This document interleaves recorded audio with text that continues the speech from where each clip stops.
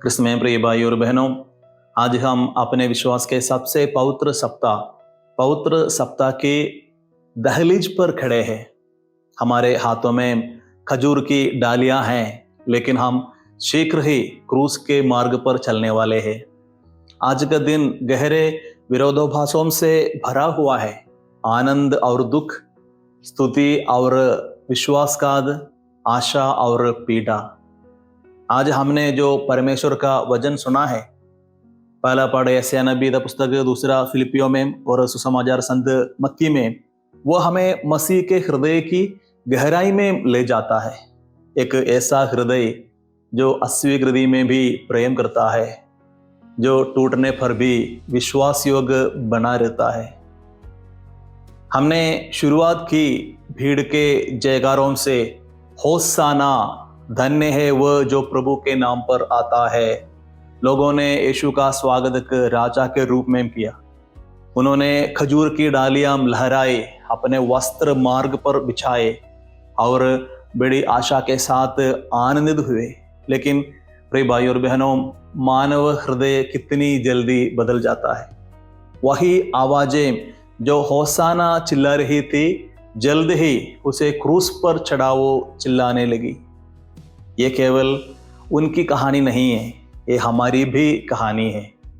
कितनी बार हम मसीह का स्वागत करते हैं जब सब कुछ अच्छा होता है, जब हमारी प्रार्थनाएं सुनी जाती है, जब जीवन सहज होता है। लेकिन जब क्रूस सामने आता है, जब दुख आता है, जब प्रार्थनाएं अनसुनी लगती है, क्या हम तब भी उनके साथ खड़े रहते हैं या हम उनसे दूर हो जाते हैं? पहले पढ़ में यशायाह का सेवक कहता है, मैं पीछे नहीं हटा, मैंने अपनी पीठ मारने वालों को दे दी। ये मसीह की छवि है, मौन शक्ति, अटल आज्ञाकारिता। वो दुख से भागते नहीं हैं, वो उसे अपनाते हैं क्योंकि उन्हें पिता पर भरोसा है। और फिर संत पौलुस हमें वह सुंदर भजन देते हैं, उसने अपने आप को शून्य कर दिया और मृत्यु तक आज्ञाकारी रहा, यहाँ तक कि क्रूस की मृत्यु तक। जरा कल्पना कीजिए, परमेश्वर का पुत्र जिसके पास सब कुछ था, उसने हमारे लिए कुछ भी ना बनने का चुनाव किया। उसने अपने आप को नम्र किया, स्वयं को नीचा किया, अपमान, अस्वीकृति और पीड़ा को सहा, सब कुछ प्रेम के कारण। ये कमजोरी नहीं है, ये दिव्य प्रेम है। और आज हम दुख भोग का वर्णन सुनते हैं तो हम कदम कदम यीशु के साथ चलते हैं। यहूदा का विश्वासघात, पतरस का इनकार, शिष्यों का छोड़ जाना, अन्यायपूर्ण न्याय, सैनिकों की क्रूरता और अंत में क्रूस की पीड़ा। हर क्षण पीड़ा से भरा है, लेकिन साथ ही प्रेम से भी।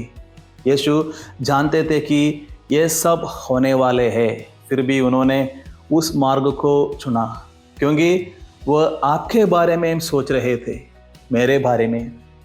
हर टूटे हुए दिल, हर पापी, हर खोई हुई आत्मा के बारे में।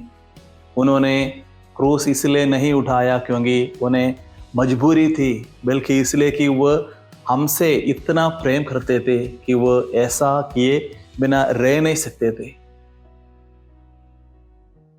तो आज जब हम अपने हाथों में खजूर की डालियां लिए हुए हैं, हमें अपने आप से पूछना चाहिए, क्या मैं केवल एक पाम संडे का मसीही हूँ जो स्तुति में आनंदित होता है लेकिन दुख में अनुपस्थित रहता है, या मैं यीशु के साथ कलवरी तक चलूंगा? पवित्र सप्ताह हमें दर्शक नहीं बल्कि सहभागी बनने के लिए आमंत्रित करता है।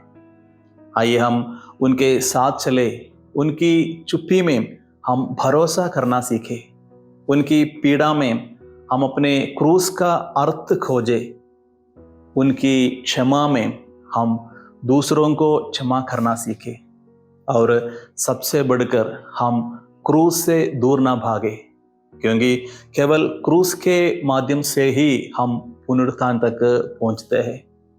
इसलिए प्रिय भाई और बहनों, ये कहानी गुड फ्राइडे पर समाप्त नहीं होती। क्रूस का अंधकार ईस्टर के प्रकाश में बदल जाएगा, लेकिन हम क्रूस को छोड़ नहीं सकते, हमें उसके माध्यम से गुजरना होगा।